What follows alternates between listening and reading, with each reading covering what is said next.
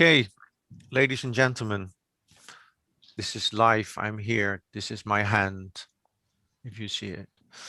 Welcome at Zefir7 on behalf of the BNO and Stroom Den Haag. Today we have an evening about type. Our host is Celine Huka, who recently joined our Zefir team. Celine was also presenting in our previous evening, New Signatures, and she graduated from Type and Media last year.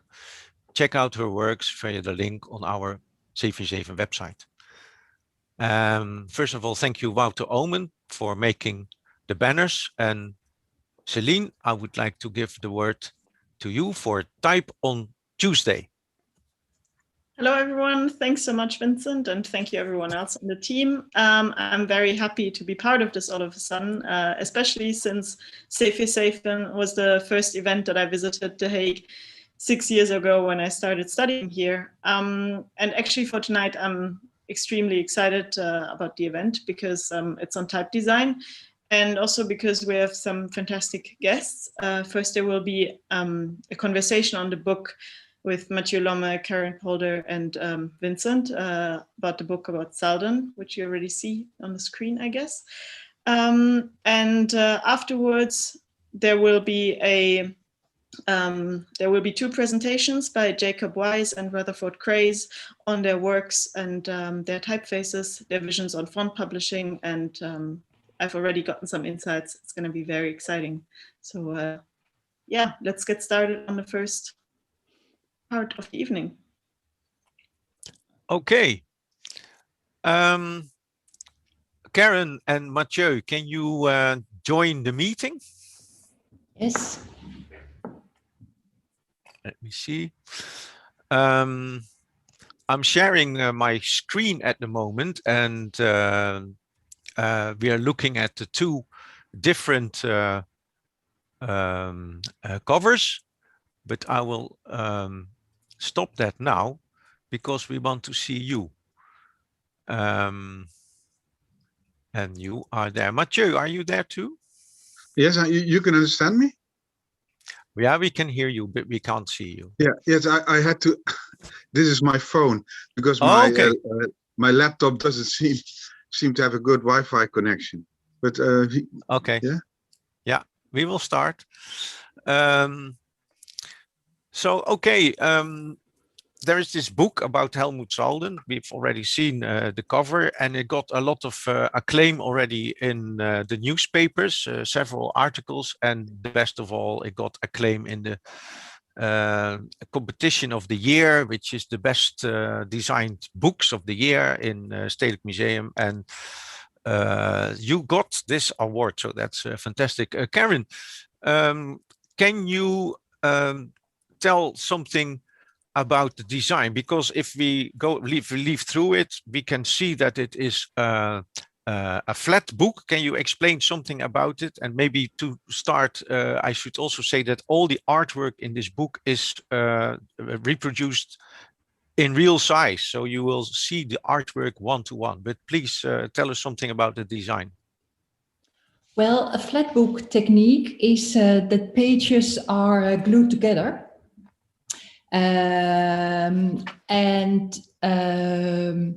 Because of that, the pages lay open very flat. And I like that especially because when you see the original drawings of Helmut Salden, often it's a cardboard with a camera-ready model where he designed the back on the left side, then the spine in the middle, and the front page on the right side. And it seemed a very nice idea to reproduce this real size and have it as flat as the cardboard and the original drawings of Helmut Salden feel. So the feel of the pages is very similar to the artwork of Helmut Salden, also because when you glue these pages together, they get a certain stiffness. And that has a feel that refers very much to these artworks. So I thought that the flat book technique was very appropriate for this book. And also because when you turn pages, it's actually you actually turn a page. It's something. It's not just turning pages, but so it's a. I thought it's a nice gesture, a nice honor to Salden's designs to make it into real thing to turn the pages. So that's about the binding. Yeah. Yeah. Do you see it actually at the moment? That it's a flat book, you mean? No, but I mean, can you see it on the screen? Because I'm leafing through it, but I can. Yeah. No, okay. Perfectly. Yeah. Okay. What I like in particular that I noticed that when I looked through it the first time is that there's a very clever use of the white of the paper, and that's of course a remarkable thing about the artwork that he worked a lot. Salde worked a lot with the white paint, huh? Yes, a lot. He made a lot of corrections in white, and that was our main concern, that even though you always lose a little bit of details while reproducing designs, we wanted it to make very clear that you could actually see how he worked on the design and how he made corrections, and how he did that. Yeah. Okay. And we should probably look at because there are two versions of the book. I will share the screen now. I hope you can see that. Can you tell something about the font that you used for this book and the fact that the covers are typography? Different. Yes. Helmut Salden got a commission from the Dutch government in 1959 to design a typeface. So he designed the serif Salden, but this typeface never made it into production. And in 2019, Hans van Manen from Canada Type digitalized the font design and released it. And there are two editions because Mathieu and I initiated this book, and we liked a German-English edition, so lots of people could actually read it. But we were really happy that Stichting de Roos agreed on a very small edition of only 225 copies for their members. So we made the edition that you see on the left side is the edition for Stichting de Roos. And we try to make them different. So we did different things in the content. Mathieu can tell more about that. But the content is a bit more also about commissions that Salden did for Stichting de Roos. And the Roos edition is only in Dutch. And I thought it would be a very nice idea to use this Salden font for this Dutch edition. Yeah, and then we see a big 58 there as well. Yeah, that's great, isn't it? That's we decided not to make a dust jacket design or a book jacket design because all these very excellent designs of Helmut Salden are on the inside. So it would feel really wrong to wrap it into our own book jacket design. So we decided to start with the type on the front page. And then for the Roos edition, it's always that the members get a copy with their own number in the colophon. But then we thought to make it more extreme, this time we put this number on the front page, and we asked Peter Verheul to make this number beautifully calligraphed on the front page. So that's an important element now of the design. I think that's very special. Yeah. So every member of the Roos gets his own copy with his own number on it. Yeah, that's beautiful. And also, as a contrast, you chosen a grotesque for the cover of the commercial, the public version. Yes, well, I also used the standard grotesque in the Roos edition for the very small type, for the captions, for example. Because I thought that this Salden font was not very suitable for very small type. So I combined it with the standard grotesque and decided to use the standard grotesque also for the bilingual edition. Yes. Okay. Let me see. Yeah, you said something about the cover being typed, but that has a special reason, or did you tell that already? Yeah, I think I told already that because all these excellent designs of Salden are on the inside, we thought it would not feel good to have our own design on the outside. Yeah. So I have a question for Mathieu, because I've been reading through this book, and it was not an easy man, but the nice thing is that still there was a big community, of course, and he worked together with a lot of people. But did you discover for this book, when you were studying his past, did you discover new things, or do you have new insights? Oh yeah. Hi. New insight. I knew him, of course, well, but so that was new to me when he never showed me his archive. So he showed me his books, but never his archive. Only finished printed designs. And now I went through his complete archive, several meters. I had to in order to make a balanced selection in chronology and style. And yeah, he used more process white than I expected. There was an American called Carl Roors, a calligrapher, and he has seen many lettering artist archives all over the world, and he says he has never seen so much process white. Even I mentioned in my introduction an American called Oscar Ock. He was called the King of White, but according to Carl, even Salden used even more process white than the King of White. And so that was new for me. And what I also discovered that he made more rough sketches for covers than I had expected, with almost little differences, but I hadn't seen that. And I discovered from his in his archive there's some early calligraphy, and I didn't know that calligraphy was that serious to him in his Volkwang years, in his academy years. He was really serious about calligraphy. I didn't know that. Yeah, he was a bit angry when he was compared to another designer who uses typography, or I mean calligraphy. He would write the title a couple of times and then choose the best one. And he said, no, I'm not doing that. I'm really drawing it. So he considered himself, not by making these things, not a calligrapher. Is that right? Yeah, but he was always a bit angry. But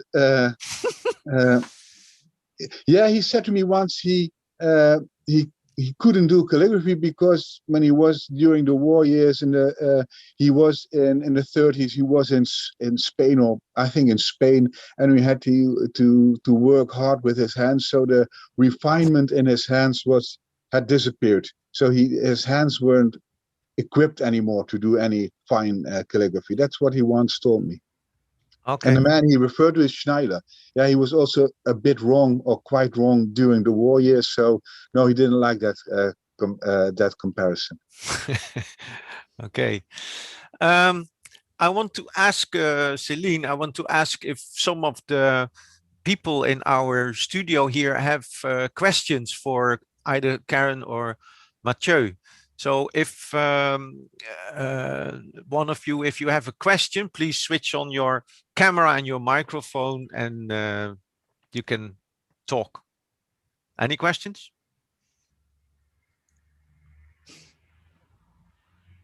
No? Okay, then I give the word to Celine to introduce our two guests. Yes. Thank you, Karen and Mathieu. Thank you so much. That was a really interesting introduction to the book, and yeah, it was very nice to hear more about it. Also, if there are questions later on for the type and media students, we can do this at the end of the evening. Now I'm extremely excited to introduce Jacob and Rutherford.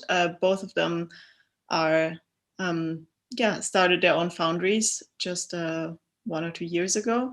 And that means that they're making and selling typefaces. And both of them have yeah, not given these talks before, so this is a first time thing, and I'm looking forward to hearing more about it. Jacob, would you like to start? Hello. Let me just share my screen quickly. Let me know if you can see everything all right. All good? Okay, let me begin then. Oh, is there a way of getting this away?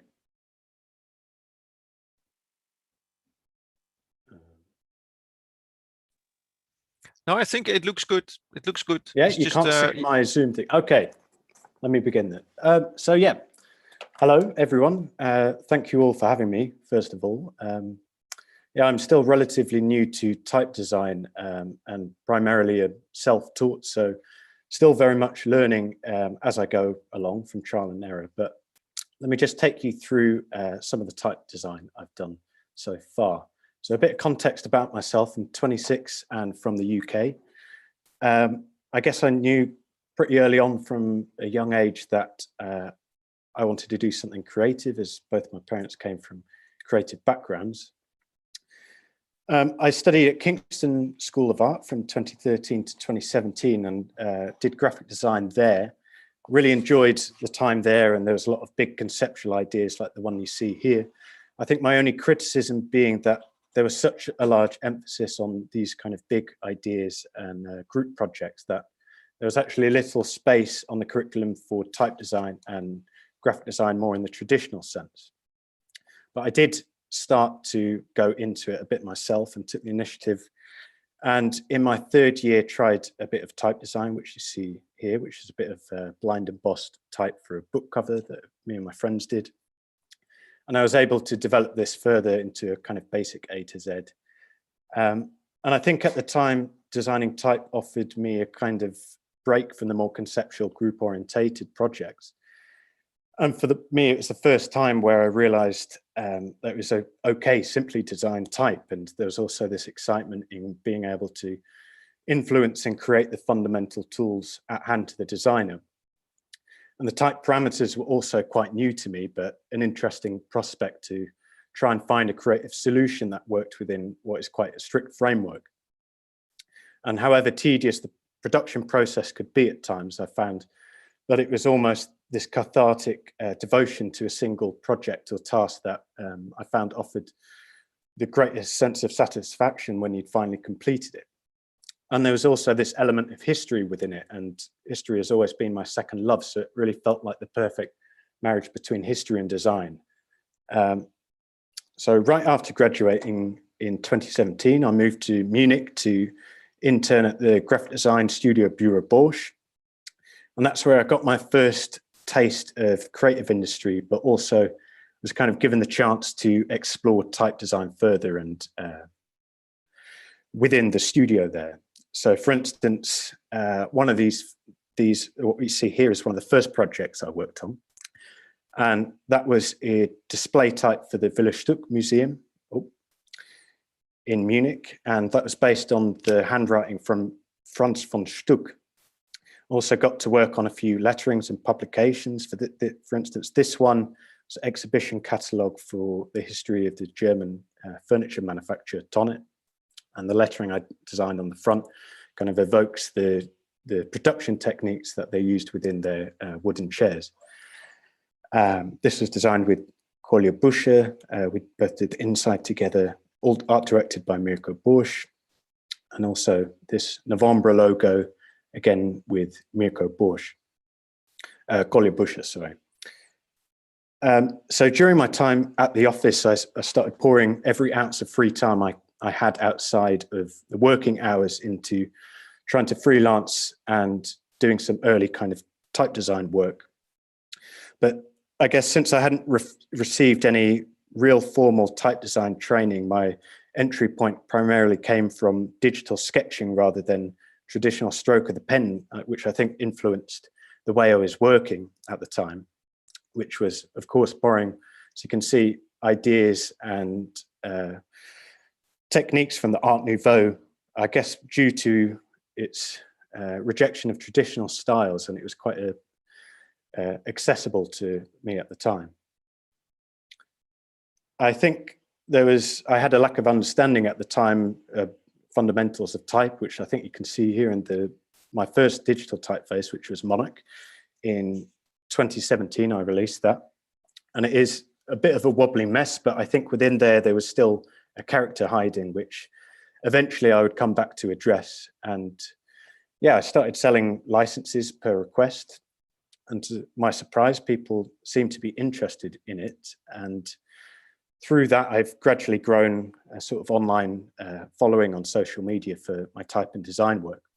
And I do have reservations about social media, and sometimes I become a little bit jaded at how fast it cycles around. But I think for all its faults aside, it has helped democratize channels of communication between the designer and the client, which I'm hugely grateful for in that sense. So I stayed on at Bureau Boursch until early 2019, and that was around the same time that I set up WiseType. So just a platform for distributing and licensing my fonts. And I had no idea what I was doing when I started it. And honestly, I still don't quite know what I'm doing or have a kind of solid plan for it. I do remember that one of the main motivations for beginning it in the first place was to try and buy back more time to work on type design. Because what I hadn't anticipated when I first started licensing fonts manually was just how much time I would spend on, I guess, email communication and with clients and with potential licensees. So that was actually eating into the limited free time I had outside my job. So with that in mind, it became ever more logical to try and set up an automated system for selling my font licenses. Now, I was finding a lot of enjoyment with this, but it came to a point where it was quite hard to juggle tying down a full-time job with an increasing freelance schedule. So I guess before I ran the risk of kind of having a meltdown of sorts, I decided to move to Rotterdam in with my girlfriend, and I've been freelancing ever since from there. And now I've kind of tried to balance my time between freelancing graphic design, but I think, and type design. But the more I've delved into the type world, I think the more I've realized just how little I actually knew. So I tried to attempt to teach myself, I guess, by reading into type design, its history, and trying to practice any moment I can fit in. And these are a few kind of more recent drawings of type drawings I'm trying to implement within the process. But it all still very much remained a sort of guilty pleasure to have to try and fit around my client work. But as time has gone on, I feel like I've tried to actively seek refuge in type design, I guess. And I guess that's sort of what I've been doing ever since, which is sort of attempting to claw back more time from my schedule to be able to spend on type design where I find the most enjoyment within.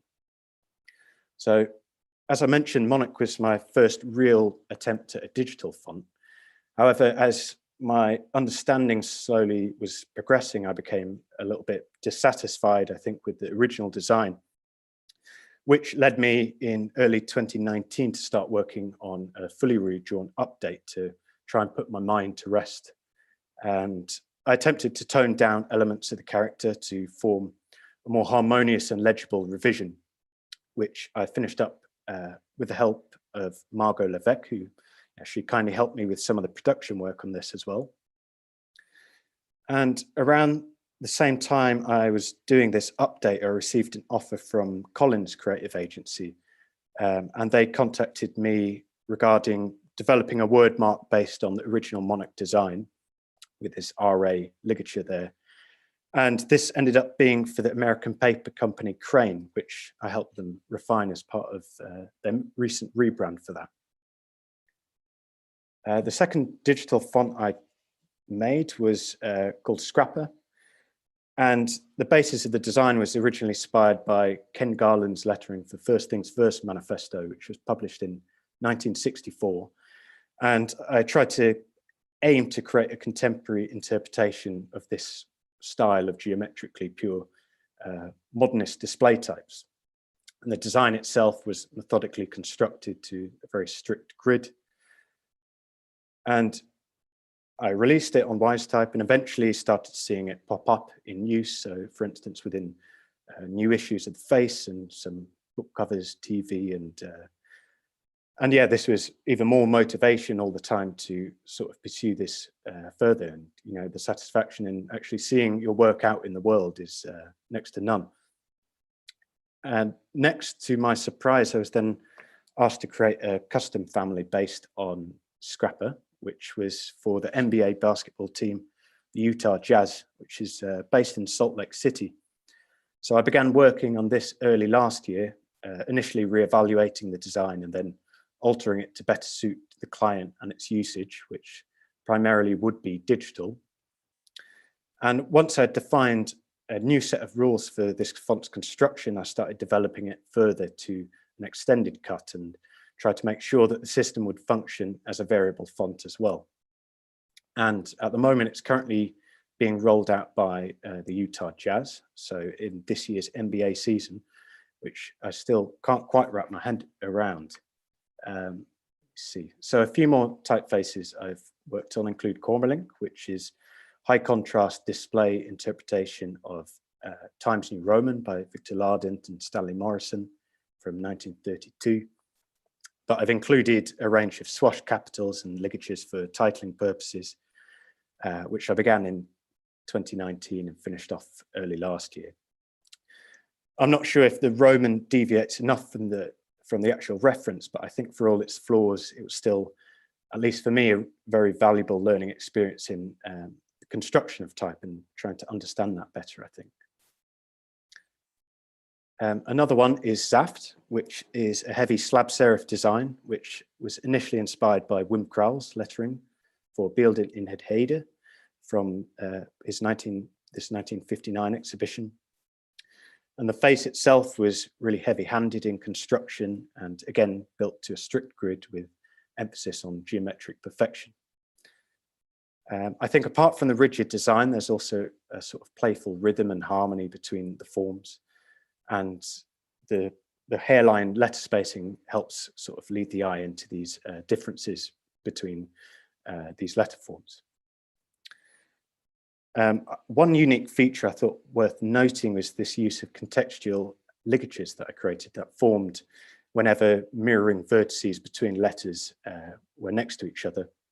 And this helped, I mean, it's easy on the eye and adds a bit of graphic interest, but also as a kind of subtle nod back to the work of Wim Kraal and some of the letterings and designs he'd done in the past as well.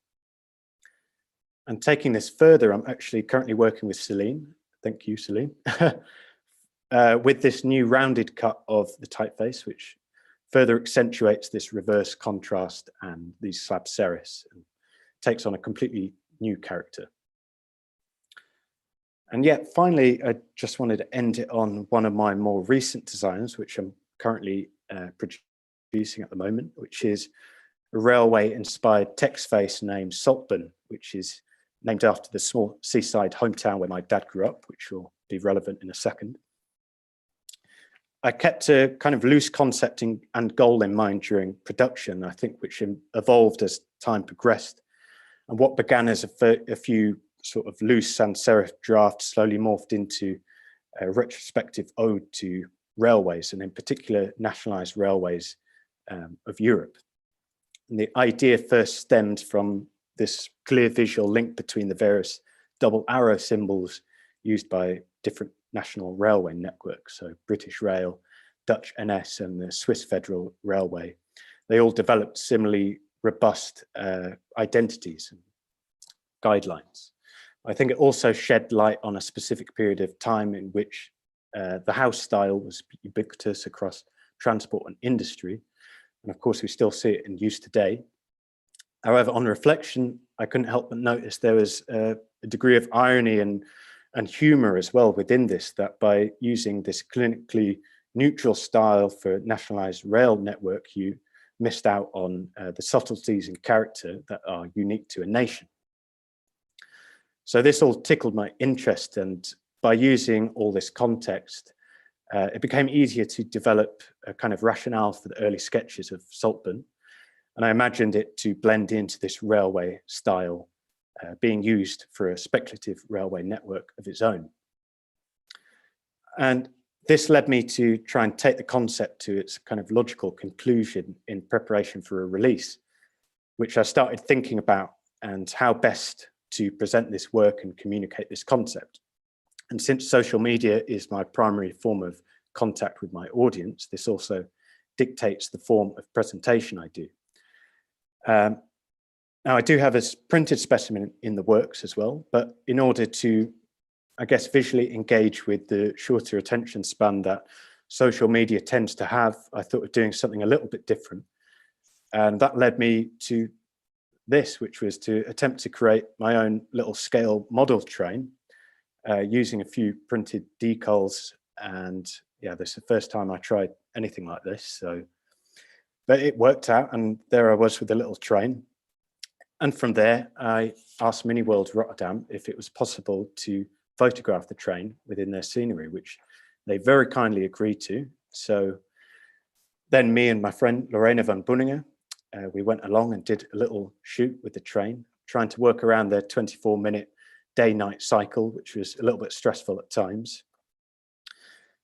But yes, that was good fun. And I was actually taken by surprise when I actually discovered that they built a section of the real-life Saltburn by the sea in their basement where they're working on British Isles. And I'm not sure if anyone has ever been there, but if you knew the town and if you knew just how small and I guess obscure it is, you might realize just how much of a coincidence that was actually to find it there. Now, in regard to the typeface itself, I designed it as variable font. So this dictated a few different aspects of the design to ensure that it could kind of smoothly interpolate between thin and its heaviest master, the heavy. And yes, it currently features 8 weights, although I'm currently reworking some of the heaviest weights, so it wasn't quite fat enough. And I've also included a range of pictograms and symbols to try and further consolidate a form of concept within this, including a few more topical ones I'm sure we're all far more familiar with by now. And yeah, I'm also currently working with a friend, Carlos Mayo, on a full update on the WiseType website, which hopefully will go along with this launch and should be wrapped up in the coming months. And just to finish it off as well in light of Helmut Salden's work, I thought I'd just end it on a quick overview of a few of the client-based letterings I've worked on in recent years. And yeah, I think that about rounds it off. So thank you once again for listening, and I'll stop sharing my screen now. Thank you very much. That was a really interesting presentation, and yeah, such great work, of course, that you make. I'm wondering, is there anyone here in the studio that has a question for Jacob? Hey, Jacob here. Hi. I was wondering, how do you decide when to release your typeface, especially because you kind of rolled into it without a lot of experience? And how do you make such a decision? Like, I finished my typeface, I'm going to bring it into the world, I'm going to sell it. What do you ask for it? I wonder. Let me think. I think when I first started, as you saw, that was that Monarch font. I guess it really wasn't. It really wasn't in, I guess, fit stage to sell at that point in time, but I didn't know any better, I guess, so I kind of just rolled with it. But I think nowadays I'm holding off way longer, and with this Saltburn typeface I'm finishing off now, that's kind of been on and off for around about a year now, and I'm trying to finally get that to a point that I'm really happy with before I release this type. And when I first started selling licenses, that was, I was doing it really cheap. And I think still I'm pricing stuff pretty cheap, because I think I'm trying to get within the range, I guess, that students can also afford to buy this as well. So yeah, I'm trying to get in that kind of Goldilocks number, I guess.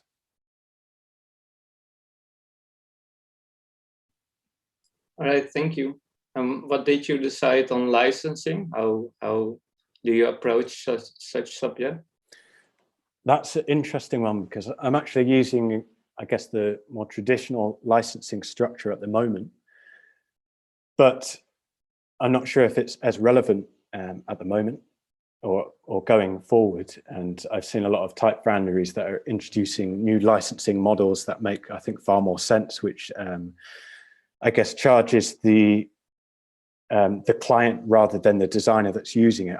I think Rutherford said he was actually experimenting with some models at the moment, so I'd be very interested to hear what he has to say about this as well. But yeah, at the moment I'm using kind of your bog standard licensing structure, but I don't think I'll intend to use that forever. All right, cheers, thanks. Thank you. Are there any further questions? Maybe one more, or any reaction to the work? Hey, Jacob, I'm pretty impressed. I really appreciate all your work, and but I think the train model was amazing. Thank you. It's really, I don't know, astonishing. Like I would never thought about something like that, and it's so funny and it's so light-hearted. It just brings a lot of joy, so I loved it. Oh, thank you. Yeah, it was definitely a learning experience trying to figure out how to do that. So I ended up having to go to this local model shop a few times and wasted a great deal of this really expensive water transfer decal paper in the process. But I think it's amazing. I mean, you spend time on something. Yeah, it's crazy. Like I really love this kind of approach. Thank you.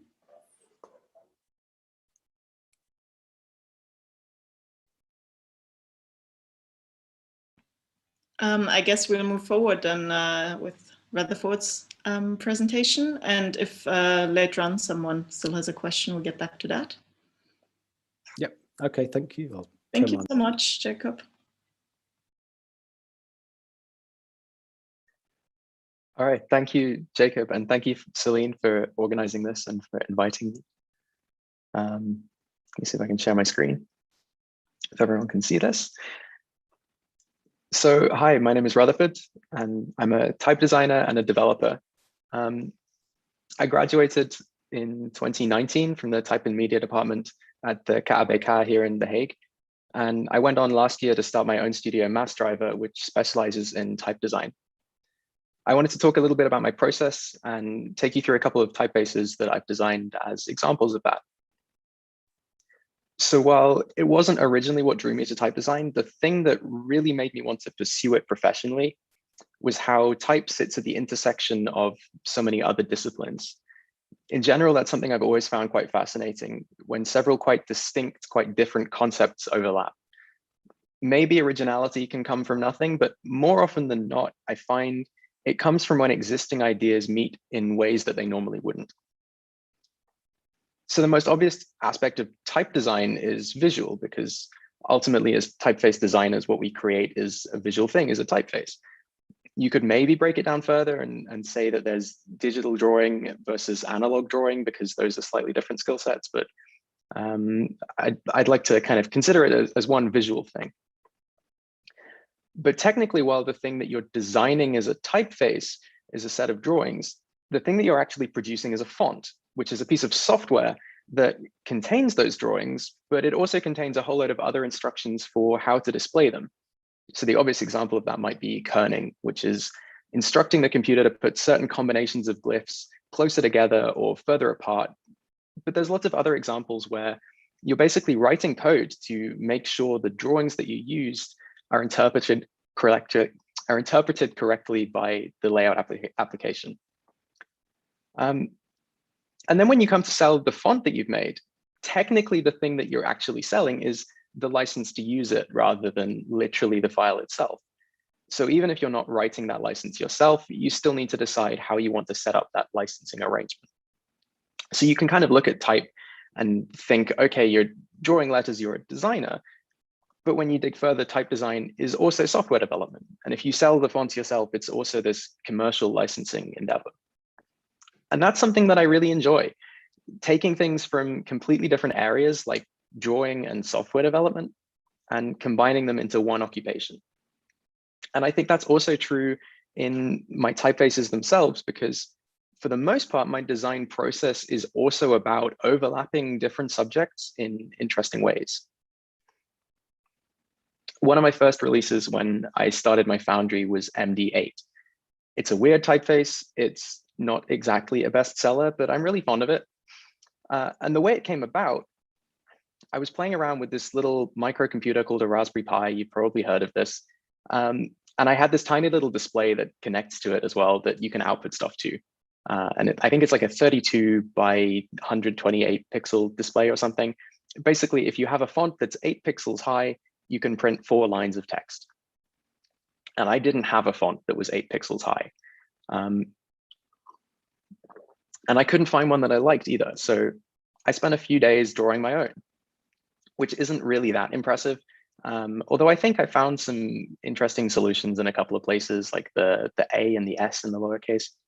But I was playing around with this. It wasn't really going anywhere. I added these swash caps because that sounded like a good idea at the time. But it wasn't really, it was a little stagnant as a project. But around this time, and it's interesting that Jacob mentioned Wim Krauwel because I was also really interested in his work. And I think this was mid-2019, so the exhibition of his work at the Stedelijk Museum in Amsterdam was about to open as well. And I was really drawn to the parallel between the grids that underpin a lot of his work and the pixel grid that I was kind of working towards. And so based on Wim Krauwel's work, I created a series of these display styles for MD8, where I brought the spacing in really tight, the letters really close together, and I added this slight corner radius and this little bridging between diagonal shapes. And I think the result is really nice because there's a kind of inherent tension in having letter shapes designed for small sizes with spacing that's designed for large sizes. And as a headline or something like a poster, it's quite a unique effect. And so for the actual release, I felt like these display styles, and I made these poster mock-ups and things, I felt like they were comfortable speaking for themselves, but the original pixel font now wasn't really standing out. So I went with a slightly different tactic. I was looking at early home computers, places where you might have first encountered pixel fonts as a user. One of the things that stood out to me were these kind of early text adventure games, things like Zork, where you're exploring a dungeon or like a wizard's tower, but really you're just reading text descriptions off a screen and entering like really basic commands. And so in place of a conventional specimen, I thought it would be a little more interesting to explore that idea. And I spent a few days building my own interactive text adventure game. It's called The Cave of Dolmen Lore. It's a maybe slightly tongue-in-cheek take on that idea, but it's a fully functioning game and you can play it online, massdriver.com/dolmenlore.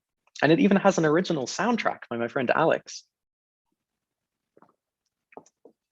And so what started out as quite a straightforward typeface, a solution to this need for a pixel font, by combining it with quite disparate concepts like Wim Krauwel's posters and Zork, it becomes something that I think is much more interesting and much more original.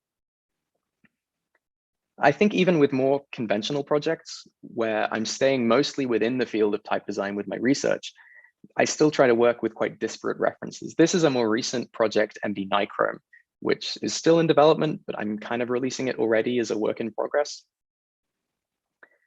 I have a real thing for these sci-fi paperback book covers from mostly the 70s, a lot of which is because of the illustrations. But I think the typography is really exceptional as well. And one of the things that captivates me most about this, beyond the designs themselves, is that many of the typefaces here just aren't really around anymore. So before digital typesetting, before vector fonts, these cover designs would have been made with either photo lettering or dry transfer, like Letraset, this kind of thing. And when digital fonts became the industry standard, either someone painstakingly digitized all of those old designs one by one, or they were abandoned. Or actually, worse and far more common, someone digitized them kind of in a hurry and didn't really do a great job. I put this in to just show you like the original version of ITC Serif Gothic and the digital version that you can actually buy now. Very, very different. I think the original's better.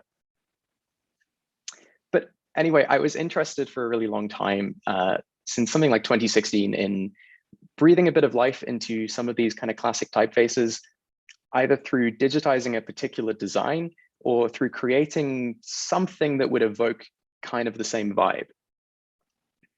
And the latest version of that exploration, and I think the most successful, the one that I've released, is MD Nichrome, which I can think of as something of like a genre revival. It's drawing from a few different references at different times. So if you look at the very boldest style, it's taking inspiration from something like Serif Gothic. But then at the lighter end of the weight range, the proportions get a little bit weirder. It becomes closer to something like Organda or Bossarama. And I think that makes the design much more significant than a pure revival, even a really good digitization of like a single letraset font, because it's the combination of a whole genre of ideas. And it's also from the perspective of someone born 25 years later and working with 2020's technology. So while I think that the overall result is a little less radical than MD8, I think that it has some of the same originality as a project. It's not exactly recycling ideas, but it's taking existing ideas and recombining them with new insight and in new ways. And really, I think that is at the core of all of type design. I try to be very conscious of how my work draws on earlier ideas, to do it very deliberately as part of my process, because I think it's intrinsic to the process anyway. You can't avoid copying, so you should be aware of the sources that you copy from. Because our ability to read letters is dependent on those letters looking at least somewhat like the ones we're familiar with. The general proportions of the letters that we use today mostly date back to the 15th century. And this is an example from 1476, and it looks pretty much like something that you might make now. And if you design something without referring to what's already been made, it just isn't that readable, or it's so weird, it's not comfortable to read. So you have to look at existing models. You have to be derivative to some extent. And I think being very conscious of that, trying to give each project a really diverse provenance, is a good way to balance the need to borrow from existing ideas with the desire to be original. This is one final design that I'd like to show you, which is something I've been working on since around August last year. It's had the working title of Trevithic, but it's now getting quite close to being finished, and it will be released in the next couple of months, I think, under the name MD Primer. The tools we use influence the shapes that we create. That's always kind of been true, and that's something that type media wouldn't let me forget. In the most direct sense, you might be familiar with how different models of contrast in typefaces stem from different pens used for calligraphy. But it's also true in much more pervasive ways and much subtler ways. If you've ever made a digital font, or if you've ever just used the pen tool in Illustrator or Photoshop, you're probably familiar with Bezier curves, and you've also probably run into issues getting them to do what you want. There's this notion that because we're working with this super modern technology, we can create anything, but actually these curves are quite restrictive. It's not always easy, it's not even possible to make the shape that you want with these tools. You can see here, this is something I was digitizing without adding a whole load of extra points and making this a much more complicated shape to work with. I just can't exactly get the line in the underlying material. And I think what that results in is that since the advent of digital type, a bad typeface is kind of bad on all levels. If a typeface isn't carefully designed by someone really familiar with the craft, the curves always show it first. So all of that fascinating naivety, all of the really interesting choices that stem from someone being new to the craft, they're inevitably buried under this coat of like lumpy curves and blotchy weight, and we tend to kind of dismiss the whole project. But when you look back at metal type, that's not often the case. In the late 19th century, type designers and punch cutters were approaching this relatively new concept of the sans serif, of the grotesque, with that same level of naivety, but they were comparatively expert at actually making the fonts. So you have this huge variety of quite well-made typefaces with neat curves, reasonably even rhythm and spacing between the letters. But when no one has quite figured out things like how bold the caps should be compared to the lowercase, or even how to resolve the stroke endings for different characters. And that's what MD Primer is based on. It's again a kind of mix of a number of different individual typefaces, a little like Nichrome. But in this case, the thing I'm really exploring is what happens when you combine expertise in making fonts with naivety in designing typefaces. So you have these quite strange proportions by our standards, the very, very circular O, the C that closes in on itself, and the S that doesn't, and the lowercase that's just like a little bit too small for the caps. And especially because there are comparatively few examples of that in digital type, that's what really excites me about this project. And I'm really interested to see as well how it's received, whether people will look at it and think like, what's going on? Is this bad? Or if they'll look at it and think, well, maybe it is bad, but not in the way that we're used to. So I hope that gave you a little bit of insight into a few of the things that I've made and some of the process behind them. I'm not really interested in making something totally new and super radical, because for a typeface, that means it's inherently less functional. If the letters are too weird, you can't really read them. What I really care about is combining existing things, historical sources and related disciplines and new technologies in ways that haven't been done before. So that's it. Thank you so much for listening. And these are my various details if you want to stalk me afterwards. And if you have any questions. Thank you so much, Rutherford. It was really a wonderful presentation. I think we have to stop the screen sharing, right? I can do that. Perfect. Thank you. Yeah, that was really great to see. Thanks so much. Really nice project. Also nice teaser for upcoming work. Thank you. I think that is the first time I've shown quite a lot of those weights. Very nice. Yeah, I'm wondering, are there questions right now for Rutherford? Yes, Lucas here. Hey, Rutherford. I really liked your presentation, and for example, what I find interesting that you, for example, revived typeface, or you showed this Weiß Antiqua, and your other work is so strict in a way, which I think is really nice.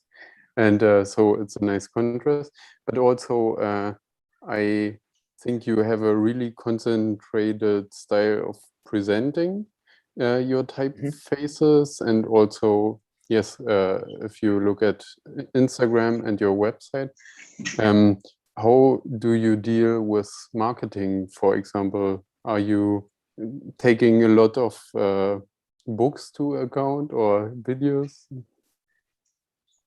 I mean, I wish I had a really clear approach to marketing in that sense. I tend to make things that I think look nice and kind of throw them out there. So with some things like Weiß Antiqua, that is a back burner project that I've sort of been reviving that ever since Type of Media. And I've not quite found the balance yet between, like I said, I can't quite get those curves right. And I don't know if I want to go for a really, really accurate revival of exactly the curves in the print, or if I want to kind of put my own spin on it. But in the meantime, a lot of my marketing is just, I was kind of drawing this today. I don't think it works as a release, as a new typeface, but wouldn't it be kind of cool to like see what people think of it? And if that goes really successful, maybe I do think, okay, there's an audience for this, maybe it might be worth finishing. Yeah, nice, thank you. Thanks. I hope that answered your question at least. Yeah, great. Are there more questions from the studio? Yeah, hello everybody. I'm Steph. I have a question, Rutherford. This idea of taking something or parts of something and then making it your own. was it already there before Type Media, or is it some interest that came with Revival Project, for example, or other stuff? I think it was always there before Type Media, probably, but it was Type Media that brought it out. It was Type Media that kind of confronted me with the notion that I think even in Paul van der Laan's class, when we were making our first Revival project in the first semester, that I think he said, you can't make a completely accurate revival. You always have to kind of make some guesses. And that was, it wasn't like an epiphany moment, but it was what sort of got me thinking, like, if you can't actually make something perfect or true to the original, like you can't perfectly revive anything, you should sort of lean into that. You should sort of intentionally make it your own interpretation rather than like a direct copy. Yeah, I think it's a nice and interesting idea, because I think mostly the course is also learning us to explore a lot and be like as experimental and personal as you can. But I like how also you can discover things like maybe we should take other parts from history or things that already have been done and just do your own thing with it and make it better, or like use nice ideas of them. So it's very nice to see how you can develop your own kind of, I would say, foundry and work in this short amount of time. And this drives me maybe to the next question, is like, how did you maybe decide this or tackle this idea to start on your own and like release funds and go for that after graduating? Maybe, I think, 1 second, maybe sorry. also a question that is interesting for both of you. So indeed, Rutherford, go ahead, and then Jacob would answer. No, of course. Yeah, sure, definitely. So in my case, that was, I kind of knew that my end goal always was to be working for myself, and was always to eventually be running a foundry, because I kind of touched on it in the beginning, but all of it, including the boring stuff, really appeals to me. Like writing contracts and license agreements is weirdly, perversely fun, I think. But it was after Type Media that I sort of sat down and thought, like, I've already given myself 6 months to kind of chill and unwind. But actually, if I hit the ground running, I might be able to do this like right from the outset and not kind of spend 10 years working for someone else and then launch a foundry, but just kind of go ahead. And like, I was 23 at the time, like I could just work in a coffee bar if it didn't work out.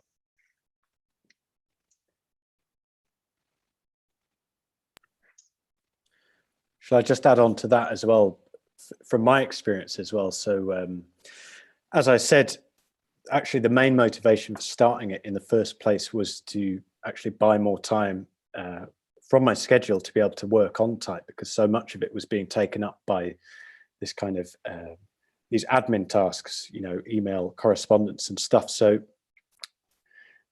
yeah, it's not the obvious motivation, but that was actually, I guess, my own motivation. But I think also being able to have that level of creative control was always quite important to me. And I think, I mean, as technology has improved as well, it's easier now than ever to obviously create your own web shops, and there's all these e-commerce websites that you can use to do the digital sales. And so it kind of, it almost didn't even pass my mind when I started that I would try and release under other foundries, but I thought more that I would just try and do it by myself and see what happens. And that's kind of what's happened. It's really had almost no plan whatsoever. Yeah, maybe it's also interesting to kind of have the discussion a bit that we had previously before this call, that yeah, if you also just start your own foundry, then you of course have certain responsibilities, but there are also possibilities in kind of very much controlling what you do. And I know that probably a lot of our audience right now might not be familiar with the whole Type industry and how things work.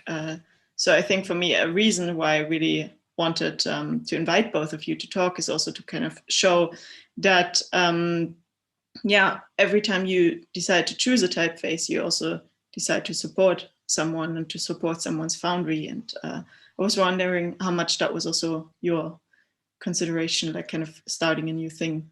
or yeah, how you were thinking about this, starting your foundries. I will say one of the things that appealed to me particularly about working for myself, running my own foundry, is that on the subject of supporting smaller people, smaller organizations, that I was able to kind of be in charge of where I wanted to make decisions in terms of ethics. I was kind of aware that if I worked for a big foundry, I might end up being asked to like design a typeface for a tobacco company or something. Like that's the obvious example, but working for myself means that I can pick and choose, and I have a clause in my license agreement that says you have to ask permission to use my fonts in political activities, because I like to be able to, as an individual, step in there and be able to kind of decide what I think is right. Yeah, I think a bit the same for myself, being able to, you know, decide and write your own license agreement and be able to control how that's being used in a sense. I mean, I guess there's up to a point where you can actually control that in regard to the kind of the legal side of things, but it definitely gives you, I guess, an upper hand as well. And I think it's nice that you start to see this kind of cottage industry of small foundries that are popping up. And yeah, I think it is a bit more of a, I guess, ethical decision to purchase from independent ones. And I think the rise of independent foundries can only really be a good thing in my eyes. I totally agree. I also think it's interesting that because really no one's making exactly the same typeface as anyone else, we can kind of think of ourselves as competitors, like all of these independent foundries, but realistically, we're all making a slightly different product. So I think it's nice to think of ourselves as being kind of operating in the same space, but not in competition. Yeah, that's also a thing, like, right, because it's such a specific product that we're delivering in a way. Yeah, but I think it can be so useful to just kind of figure out how together how these things can be done, marketed, and whatever it is. Yeah. Are there more questions from the studio? So.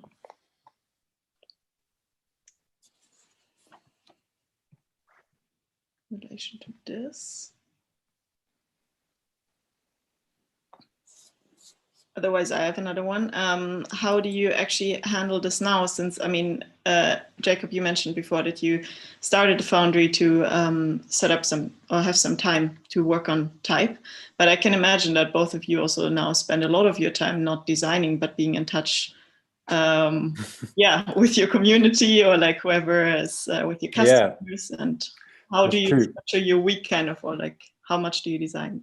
Yeah. Well, I think when I first started, so I had this kind of, this admin task suddenly went way up when I started first selling licenses, and then to try and combat that massive curve going up, I did the website, and that obviously helped gradually. But then as things started growing again, then you suddenly have all these new responsibilities, and I guess the bigger it slowly and gradually builds, then the more time you actually have to spend on admin work. So I guess that's my next stage, is how I can alleviate some of those tasks and just try and buy more time back onto type design. Yeah, I have very much the same response, that it's, I kind of thought I'll start a foundry and then I'll be able to just like, you know, leave the website up and just make new fonts and put them on there. But there's always this like long list of maintenance jobs and things that need to happen. And every so often you make a mistake. And I've had to like patch a couple of fonts that I've already released because of some weird behavior in some application that I wanted to fix. And every time you kind of get an email, like you wake up to it and think, yeah, I made a mistake earlier on, and now I have to spend 3 hours replying to people and explaining why it's not their fault. But I think that happens less and less as you kind of get more and more into the stride of it. Yeah, I think that the more effort you put into trying to find solutions as well to deal with that, I often have the issue at the moment where I have, yeah, like you said, an issue that's happening with the font, and you need to update, particularly customers who have bought that particular license of that particular font, and those particular people need to be updated with this particular font. And it sounds easy, but in reality, or at least with the system I have at the moment, it's incredibly difficult to get that customer data into, I guess, like a MailChimp or something, or being able to distribute back those fonts. So all these things end up taking far longer than I'd ever anticipated. So it's, yeah, I guess trying to put more effort and time into trying to find solutions that make the system as automated as possible. Yeah. To some extent, I think that becomes slightly easier as it goes on as well, because you can start to kind of have, I wouldn't say stock responses, but I have, like, last year I had the first time I ever had to reach out to someone who was pirating my fonts. And that took me like 4 or 5 hours, literally. I was sitting in front of my email program, like, trying to find a way of phrasing this that would not come across as like too confrontational, but at the same time, the guy was pirating my font, so it's a bit confrontational. But now that I've spent that time, I have like a stock response that I can kind of swap out a few words with every time I find something that's like maybe license infringement. And I think as that kind of happens more and more, like, I have a stock response for when I discover a bug. I've only had to send that out like twice, but if I have to send that out 50 times in the future, it's not much extra effort.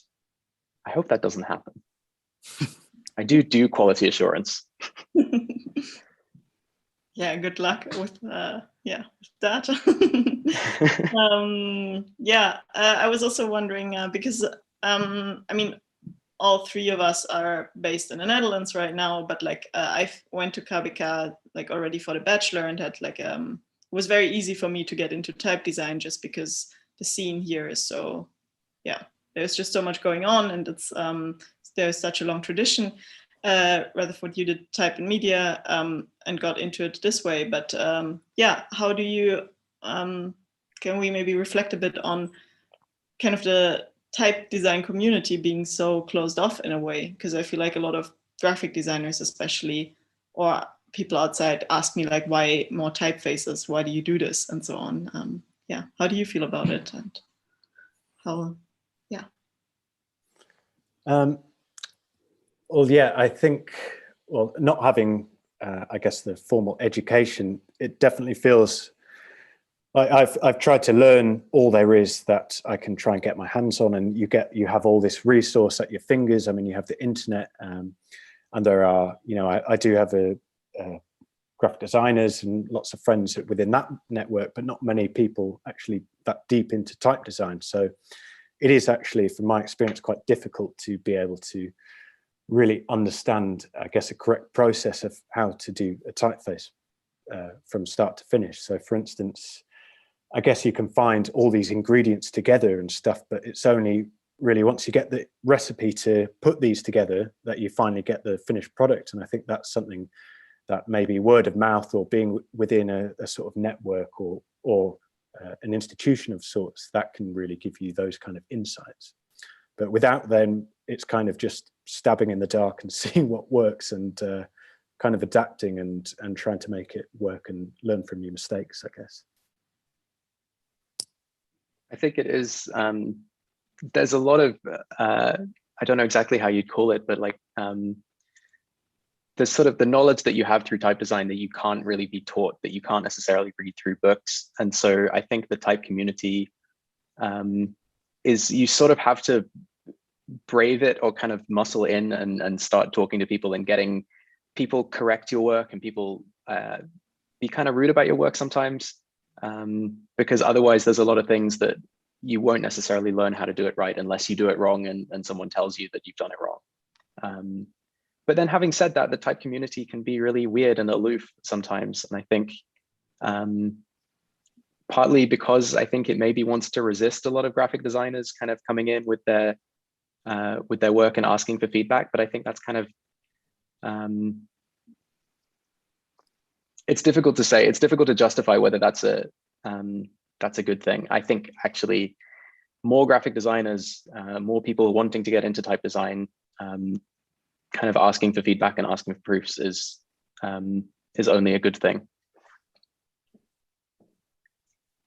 Yeah, I definitely think that. I mean, it's only really, I mean, last week when we sort of met up and you had to look through some sort of proofs of Saltburn as well, it was incredibly helpful. And that's the thing is, if you don't have a kind of network or friends to call on to be able to get feedback on ideas, then it is quite difficult to know, you know, how to progress with it. But once you do get those kind of second opinions and stuff from people, and I often try and contact some people as well by email and try and get their thoughts on it, and that's incredibly helpful to kind of digest and make changes to.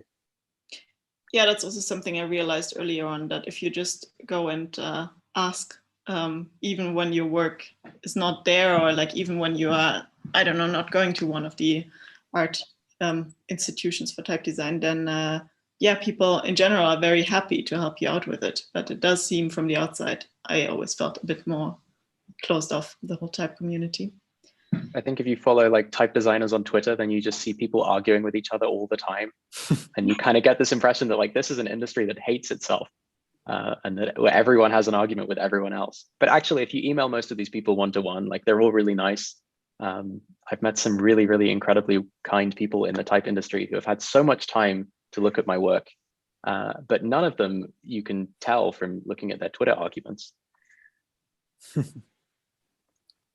I think myself included. I like to think I'm more polite and nice to talk to than I look like on my Twitter timeline. Well, I haven't seen your Twitter timeline because I don't have it, so I've got nothing to compare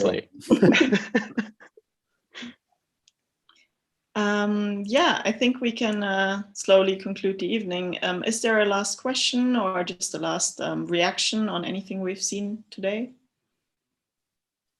Yeah, I'm Guyana. I was wondering, just based on like communication, and you guys are both, or all three of you, quite active on social media.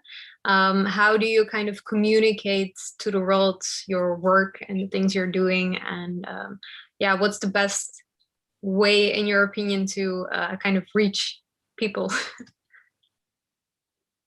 I feel like I imagine.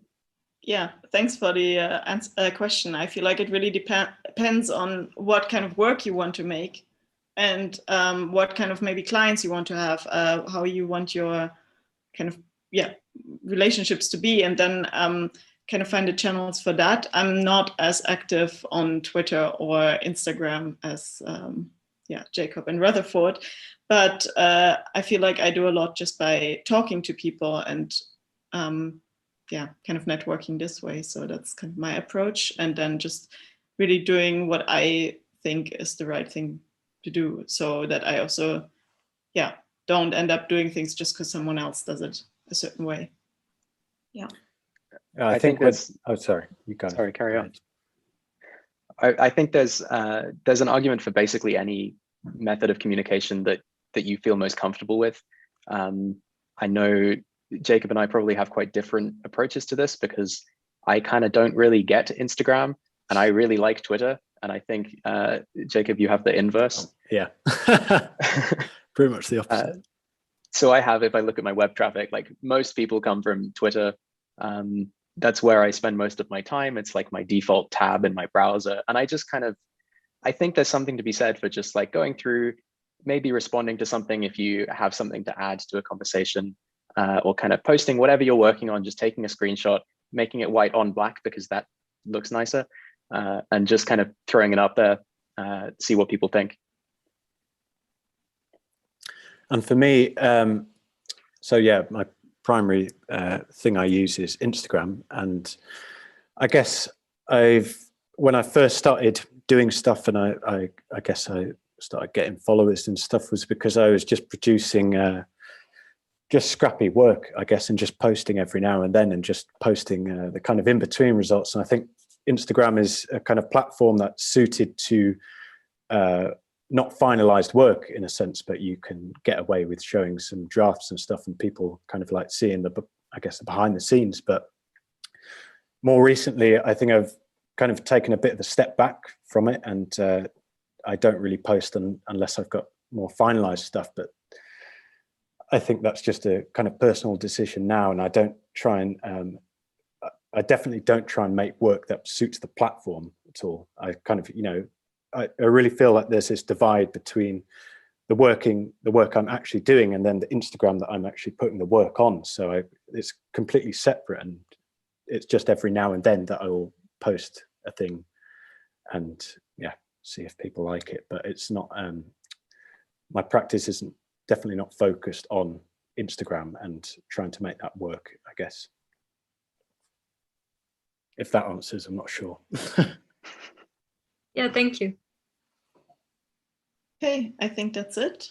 Yeah, thank you so much, everyone, for the evening. I thought it was really interesting, really great presentations. Vincent, is there something you would like to add? Celine. Oh yeah, that's my beer. It's not even half empty anymore. But let me switch on the TV here. So there is a question from YouTube. I will read it, but maybe we should keep it short because it's quite late already. And this is a S_Oda, and he or she asks, in a pragmatic employability sense, what do you think is the skill set for the future type designer? Should I be learning Python, become a variable font master, sell myself to big tech UIs? Thanks. Is there one of you that wants to answer that question briefly? It's a nice question.